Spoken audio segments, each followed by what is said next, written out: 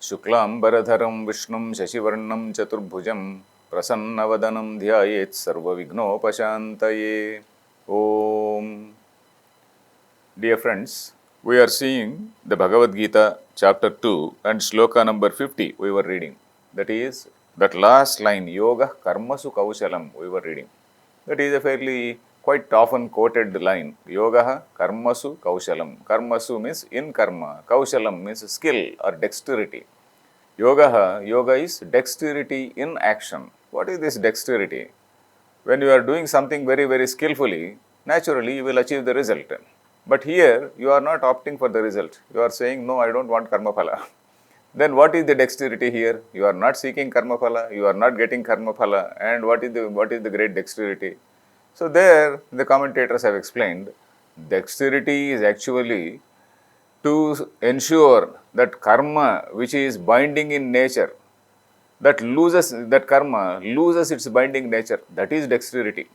Something is coming and sticking to you, and you are like a non-stick person. That non-stick person, you are that coming and it is just coming and it is not sticking to you at all. You are just doing karma, it is not sticking to you at all. That karma phala is not coming back.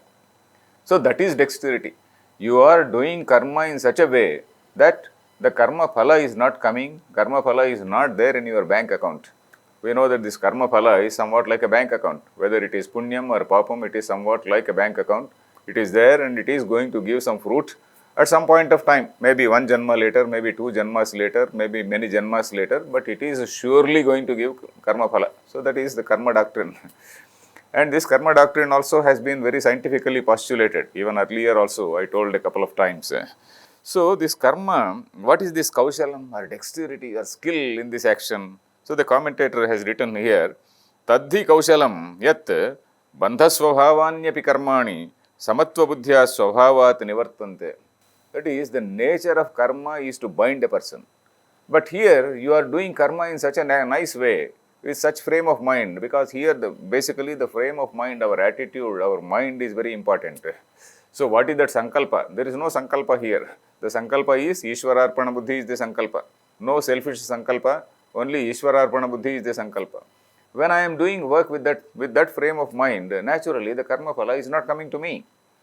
So that is the skill. Samatva buddhya, though the karma is binding in nature, it loses its binding nature. It loses its binding nature. Karma phala is very much there, but it is not binding to me. Karma phala is there, enjoyed by all, enjoyed by the society, because the man who is in karma yoga, he is performing a good activity only. Suppose a yajna, danam, tapas, etc., various activities which are prescribed in the scriptures. So all these activities, they are basically socially useful activities. In olden days, yajna is a very great affair. Even now, of course, with all things which are available in the supermarkets, yajna is, we don't see any great interaction. A person can sit in his home and then he can do yajna without any problem. He needs some 3 or 4 purohits. But in olden days, suppose you visualize a village where so many things are supposed to be procured from so many people. Somebody has to give cloth, somebody has to give parts, somebody has to give something else, somebody has to give some iron equipment. So many things. Somebody has to build that yajna shala. So practically, so many people are engaged in that. It is a small economic activity also, which is helping so many people. So a yajna is a sort of thing. And suppose we see, for example, kings in olden days, particularly if you go to Tamil Nadu and see kings, for example, in a temple like Brihadishwaralaya, if you see the temple in Tanjore, and if you read the history of how the temple was built over so many decades, it was not built in 1 year or 2 years, it was built over a few decades, and by thousands and thousands of human beings, and by thousands and thousands of carts, bullock carts, and not only bullock carts, but huge carts which were drawn by elephants. So the elephants used to draw, and huge ramps were created. Sand ramp was created. If you see the temple and see how the temple was built, huge sand ramps were put up. And where from and how many people, thousands and thousands of people have got all the sand from so many places and created that sand ramp. And from that sand ramp, huge stones have gone and built that whole temple. So practically the whole society, the whole, not only city, but so many other people, all the people from the entire kingdom, so many people must have come, and all the people were economically engaged, and then they were all busy with that. So it is a big economic activity. Any type of big thing which we see now, it was a huge economic activity. So here, yoga karma sukausalam. What is this karma sukausalam? Is that karma phala is not sticking on to this person.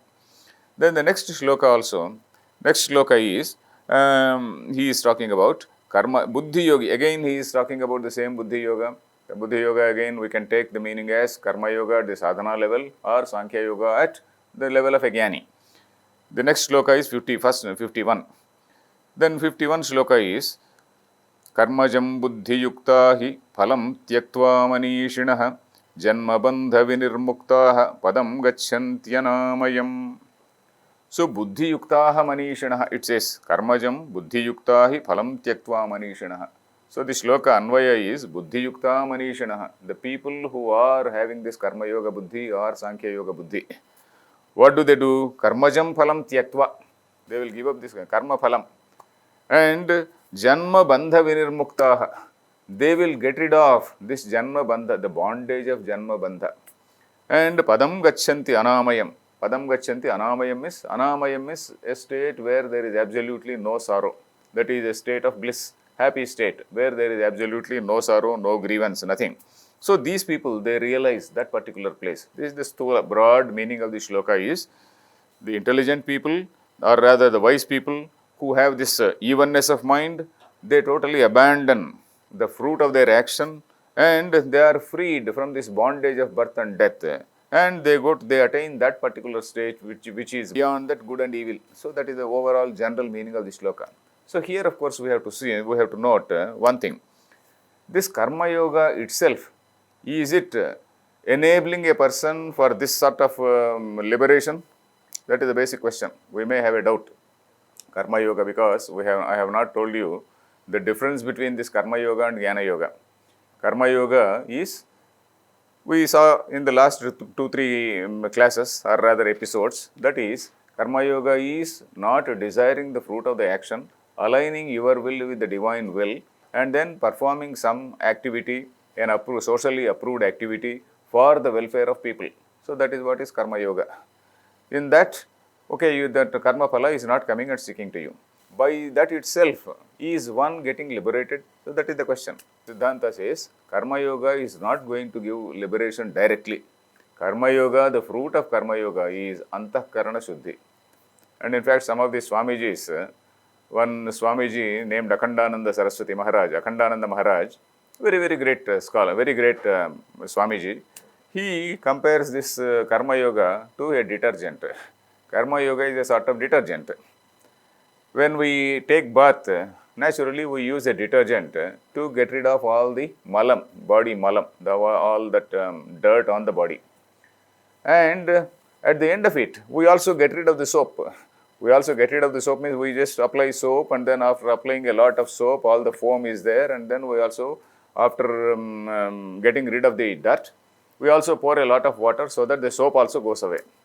So that means karma yoga, this soap which was very essential for cleaning the body, even that has to be removed. So karma yoga's position is like that. Karma yoga is giving antahkarana shuddhi. Soap is giving body shuddhi. When I use a detergent or a soap, that soap or now body lotion, it gives some body cleanliness. Karma yoga gives cleanliness of the mind. Cleanliness of the mind itself is not the thing.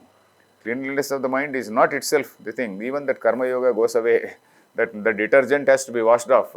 So that is not adequate. That is not directly leading to what is this jnana. So this karma yoga is only leading to this purity of mind, and after, with that purity of mind, you have to do this atma vichara. Atma vichara means contemplation on what is the reality. So that is very important, and that is a 3-tier process called Shravana, Manana, and Nididhyasana. I think I told earlier once or twice. Shravana means you go to a guru and then listen to the Vedanta Vakyas, listening from a guru.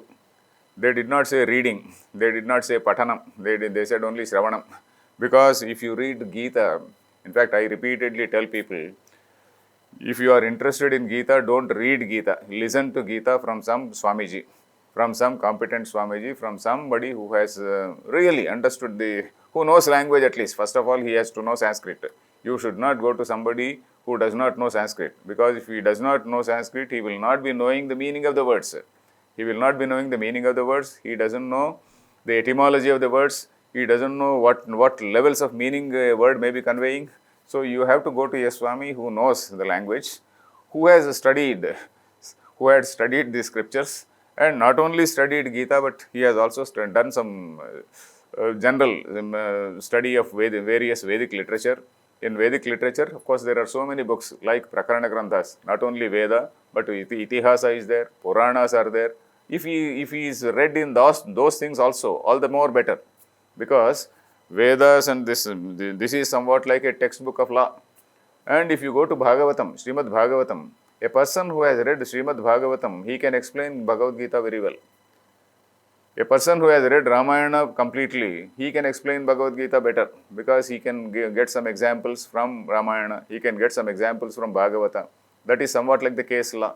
If Gita is like a textbook of law, Bhagavatam is like a case law, because it gives you so many Bhagavatas, so many people who are devotees of the Lord, and how those people, they attained Siddhi. So that way, a person who is a Shruta, Bahushruta, a person who is very well read, he should be approached by a student. So that is the reason why it is called Shravanam. One has to listen. And I was telling you just now the name of Akhandananda Saraswati.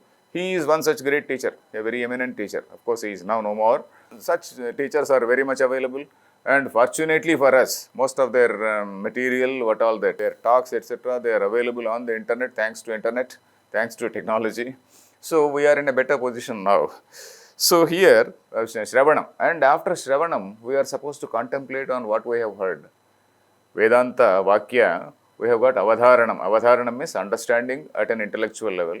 Then we get various doubts. How is it? How is it? You have to reconcile so many things. And that sort of reconciliation process, that sort of questioning, quizzing, questioning, and then getting reply is called Mananam.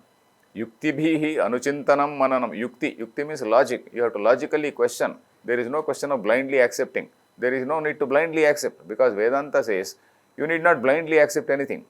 You have to question, and then there is a reason. The teacher will be, a competent teacher will be able to give the answers. And after all the questions, all the doubts have been resolved, then you should try to live up to that. Walk the talk, as you say. That is called Nididhyasanam. You are supposed to internalize it. You are supposed to make it a part of your nature, make it a part of the personality. So that is what is called Nididhyasanam. Nididhyasanam. That is making it a part of one's personality, because one's personality also has to change. If the personality does not change, and if the same old man remains with all his raga, dvesha and all that, he is only a scholar. He may be a scholar, but not a jnani. So we may not be able to get jnanis. At least a good scholar we should be able to get. We should be able to get hold of a teacher who will be able to explain these things well. So Shravanam is very, very essential. So this coming back to this Karma Yoga, what are the limitations of Karma Yoga? If you see the possibilities and limitations of Karma Yoga is a great improvement over Kamya Karma. Kamya Karma means something, a person doing karma seeking its fruit. Karma Yoga is a great improvement over that, because Karma Yoga is not seeking the fruit, and Yoga Karma Su Kaushalam, that is a dexterity in action. So that is far superior to ordinary karma. But what are the limitations? What is the result? Result is Antahkarana Shuddhi. And what are the limitations? Antahkarana Shuddhi itself is not okay. Okay, you have got a pure mind, you are all good man, and then you are all doing all dharmic acts. You are following dharma in a meticulous way. So that is okay. But then what about Jnanam? What about Atma Jnanam? So that Atma Jnanam is the next stage. So Atma Jnanam is only by what is called Jnana Yoga, that is Shravana, Manana, Nididhyasana, etc. So Karma Yoga is useful for liberation. Paramparaya, what people say is Paramparaya, that is in a gradual manner, step by step. This is the first step. Karma Yoga is the first step, and thereafter you get on to the next step called Jnana Yoga, and then attain liberation. So Karma Yoga is a Paramparaya sadhanam. Jnana Yoga is Sakshat sadhanam. Sakshat means directly. Directly it is the sadhanam. And Karma Yoga is indirectly. That is, it is preparing the ground. It is like cleaning a house first and then doing some activity in the house. First, cleaning the house is very important. So that way Karma Yoga is important. But that itself is not the ritual. After that, somebody has to come, the pujari has to come and do that, perform puja, etc. So, somewhat like that. So, karmajam buddhi yukta hi phalam tyaktva in this shloka number 51, when he says janma bandha vinirmuktaha, that means only after this karma yoga creates an antahkarana shuddhi, thereafter he has to do some shravanam, then only he becomes janma bandha vinirmukta, he becomes freed, bondage of this birth and death. And padam gachanti anamayam, anamaya, as I said, totally free from suffering. Amayam, amayam means suffering. Anamayam means na amayam. Anamayam is a place free from suffering. That is, it is not a place. In fact, this is again another important thing which we see. Padam gachanti. Padam means a place. Gachanti means they go. Anamayam means without any suffering. That means these people, they are transported to a place where there is a lot of happiness, bliss, all drinks, etc., etc. Not like that. It is not a place. We have to keep that particular, that thing very clearly in the mind. That is, Swarga is different from Moksha. Swarga is something which is achieved as a result of karma. Swarga is something which is contemplated or visualized as a place, as a result for the good karma you have done. But moksha is not a place. Moksha is here and now. It is something which is a state of mind. It is a state of realization. Moksha means a state of realization where you realize that what all bondages what all things you were thinking as bondages, they are no longer bondages. All those bondages are gone. So that is the reason we use the word enlightenment. What is this enlightenment? You become light. That is the way of life becomes very, very simple.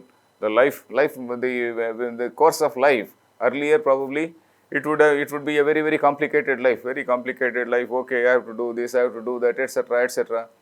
An enlightened person, his life becomes very, very simple. If something is there, he accepts it. If it is not there, okay, he accepts it. He accepts any type of situation. He is very comfortable with any type of situation. So that is the place, that is the frame of mind. So here when we say padam gachanti, gachanti does not mean they go to a place. In Sanskrit, in this there is a niyama. There is a niyama means there is a rule that the words which tell about movement, ye gatyarthakaha, te jnanarthakaha. That means the words which tell about movement, they refer to jnanam only. So here gachanti means it doesn't mean that they go there.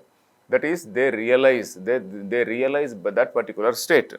So in one Upanishad, Shankaracharya writes, avagatireva gatihi. Avagati means understanding. Avagahana we say. Avagahana means understanding. Realization itself is that attainment.